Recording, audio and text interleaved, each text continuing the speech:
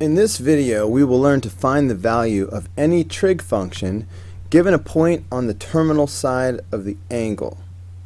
So problem number 1 here says, sketch and find the values of the 6 trigonometric functions for angle theta in standard position if a point with the given coordinates 4, -7 lies on the terminal side. Well, it's all about drawing a picture. 4, -7. That's right 4 down 7. Fourth quadrant. Alright, so here's a picture of the situation. We are in the fourth quadrant. Okay, so we're looking like this. So this is the point 4, -7. If we draw a triangle right to the x-axis, alright, so then we will have a right triangle. 4 being the x value means that this side over here is going to be 4. With this -7 being the y value, that means that this is down 7.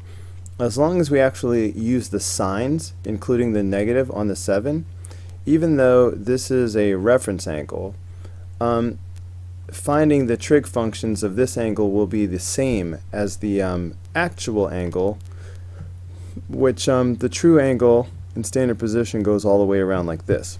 You know, this would be the angle theta. But as long as we're using the signs of these, like the -7 for example, finding the sine, cosine, tangent of r will be the same thing as finding the sine, cosine, tangent of theta. So, let's find the hypotenuse so that we can find any angle we want. So that means the Pythagorean Theorem. A squared plus b squared equals hypotenuse squared. So this is going to be 4 squared plus -7 squared is equal to the hypotenuse squared. 16 plus 49, whoa. I say boy, 16 plus 49 is equal to hypotenuse squared. 65 is equal to the hypotenuse squared. So taking the square root of both sides gives me that the hypotenuse is the square root of 65.